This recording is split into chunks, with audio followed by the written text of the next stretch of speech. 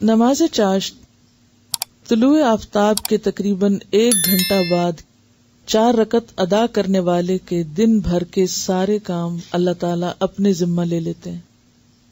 ٹھیک ہے. نماز چاشت کا وقت کب ہوتا ہے؟ تقریباً 1 گھنٹہ بعد سورج نکلنے کے. لیکن اس کا یہ مطلب نہیں کہ 1 گھنٹہ بعد شروع ہوتا ہے اور اسی وقت ختم ہو جاتا ہے. یہ پھر آگے چلتا رہتا ہے جب تک زوال نہ ہو جائے. یہی صلاۃ الضحیٰ ہے. ضحیٰ کا مطلب ہوتا ہے نا سورج کا چمک اٹھنا. ایک ہوتی ہے اشراق، سورج نکلنے کے تقریباً 15 منٹ بعد، اور اس کا کیا ثواب؟ پورے حج اور عمرے کا، کہ اگر کوئی شخص فجر کی نماز کے بعد مصلی پر ہی بیٹھا رہے، ذکر اذکار کرتا رہے، اور پھر تقریباً سورج نکلنے کے 15 منٹ بعد 2 رکعت نماز پڑھ لے، تو اس نماز کا اجر و ثواب پورے حج اور عمرے کا ہے. صحیح مسلم کی روایت میں ہے، طلوع آفتاب کے تقریباً 2.5 گھنٹے بعد جو نفل ادا کیے جاتے ہیں انہیں نماز اوابین کہتے ہیں. ٹھیک ہے. بالکل قریب میں پڑھیں تو اشراق بول دیتے ہیں، ذرا گھنٹے بعد پڑھیں تو چاشت بولتے ہیں، ضحیٰ جس کو بولتے ہیں، اور 2.5 گھنٹے بعد پڑھیں تو اوابین. اصل میں یہ اشراق چاشت ایک ہی ہے، اگر ذرا پہلے پڑھ لیں تو اشراق ہے، تھوڑا دیر سے کریں تو چاشت ہے. ٹھیک ہے. اصل میں صبح کی نماز ہی ہے، ایک طرح سے سورج طلوع ہونے کے بعد کی نماز ہے بیسیکلی.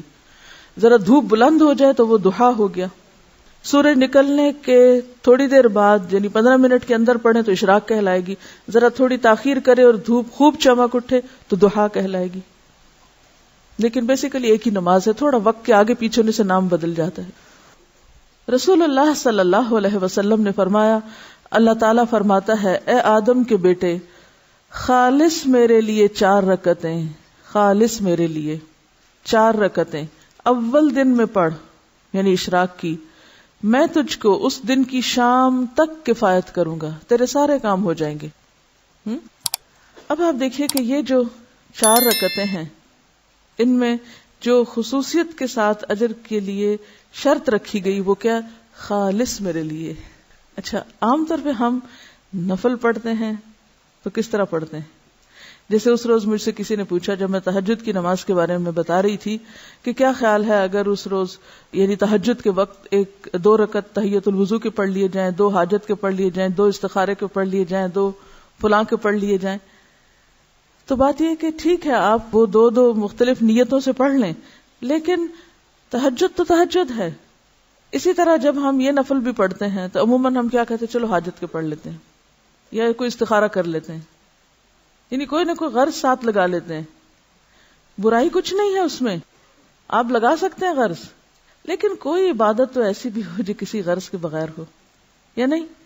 ہاں، اپنی ساری غرضیں اللہ کے سپرد کر دینا اور خالص اس کے ہو جائیں، پھر وہ آپ کی ہر چیز کے لیے کافی ہو جائے گا.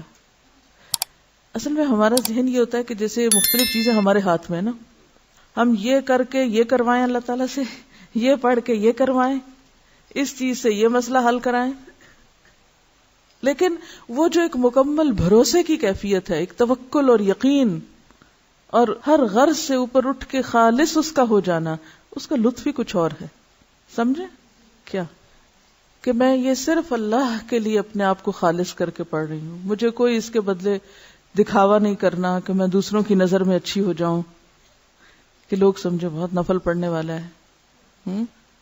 تو خالص کام اور ملاوٹ والا کام فرق ہے.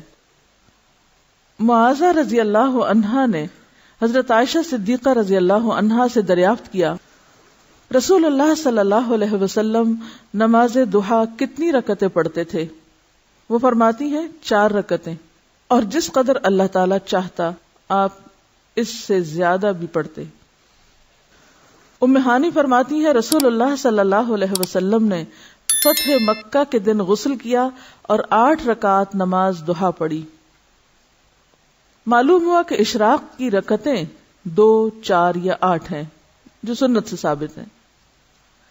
حضرت ابو ہریرہ رضی اللہ عنہ نے فرمایا، مجھے میرے پیارے دوست نبی صلی اللہ علیہ وسلم نے 3 چیزوں کی وصیت کی، جب تک میں زندہ رہوں گا ان کو نہیں چھوڑوں گا.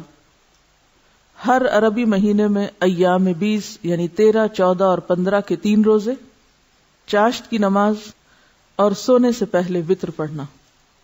یہ 3 کام کبھی نہ چھوڑوں گا. تو پہلی حدیث سے کیا پتہ چلتا ہے کہ ضحیٰ کی نماز 2 رکعتیں ہے, دوسری سے 4 اور تیسری حدیث سے 8.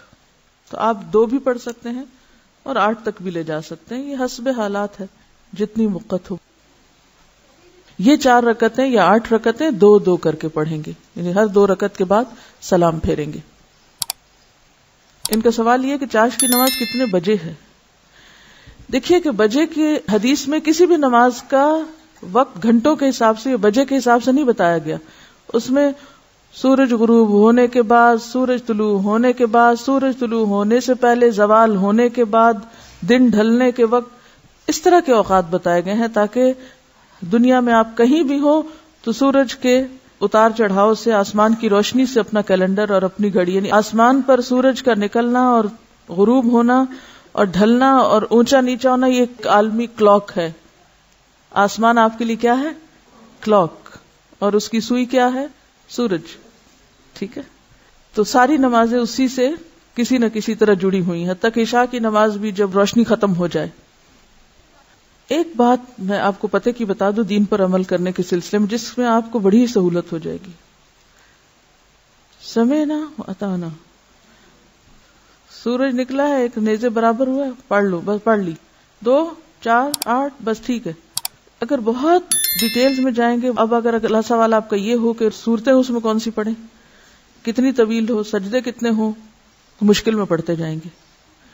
سمپلی ایک بات سنیں اور اس کو جتنی سمجھ آتی وہ کر لیں, اور انشاءاللہ اس میں خیر ہوگی. پس جب آفتاب طلوع ہو کر ایک نیزے کے برابر بلند ہو جائے تو اس وقت نوافل کا پڑھنا نماز اشراق کہلاتا ہے, یعنی تقریباً 15 منٹ کے بعد. زید بن ارقم رضی اللہ عنہ سے مروی ہے, حدیث میں اس نماز کو صلاۃ الاوابین بھی کہا گیا ہے. اوابین کا لفظ اواب سے ہے. اواب کا کیا معنی ہوتا ہے؟ رجوع کرنے والا, بار بار پلٹنے والا. مغرب اور عشاء کے درمیان پڑھی جانے والی نماز کو جس روایت میں صلاۃ الاوابین کہا گیا ہے وہ مرسل ہے, یعنی ضعیف ہے. عام طور پر ہمارے ہاں کیا مشہور ہے, اوابین کی نماز مغرب کے بعد پڑھتے ہیں لوگ, جبکہ صحیح حدیث کے مطابق یہ نماز اشراق کی نماز ہے. اور یہ جو بار بار پلٹنے کی بات ہے نا, اب یہ ہے کہ جیسے تہجد کی نماز کے لیے اللہ کے حضور حاضر ہوئے, پھر فجر کی نماز کے لیے پھر پلٹے, تو پھر اشراق کی نماز کے لیے, تو یہ بار بار پلٹنا جو ہے یہی دراصل اواب ہونا ہے. حضرت ابو ذر رضی اللہ عنہ سے روایت ہے کہ رسول اللہ صلی اللہ علیہ وسلم نے فرمایا, ہر آدمی پر لازم ہے کہ اپنے جسم کے ہر بند کے بدلے, یعنی ہر جوڑ کے بدلے صدقہ خیرات کرے.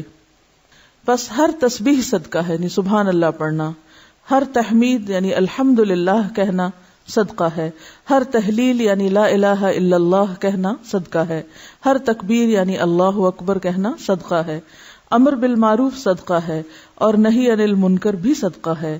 اور ان سب چیزوں سے ضحیٰ کی 2 رکعتیں کفایت کرتی ہیں. یعنی اگر یہ باقی کام آپ نہ کر سکے کسی مجبوری سے, تو آپ یہ 2 رکعتیں پڑھ لیں تو گویا آپ نے اپنے دن کا صدقہ دے دیا. اور اگر کوئی شخص یہ 2 رکعتیں بھی پڑھے اور اس کے ساتھ ساتھ باقی کام بھی کرے تو لازمی طور پر وہ دوسروں سے آگے ہوگا. عام طور پر جب اس طرح کی حدیثیں ہم پڑھتے ہیں تو ہم سوچتے ہیں چلو ٹھیک ہے, باقی تو چھوڑو, چھٹی یہ کر لیتے ہیں, یعنی شارٹ کٹ ڈھونڈ کے بس صرف ایک چھوٹا کام کرنے کے لیے تیار ہوتے ہیں. جبکہ صحابہ کرام کی عادت کیا تھی, وہ کیا کیا کرتے تھے؟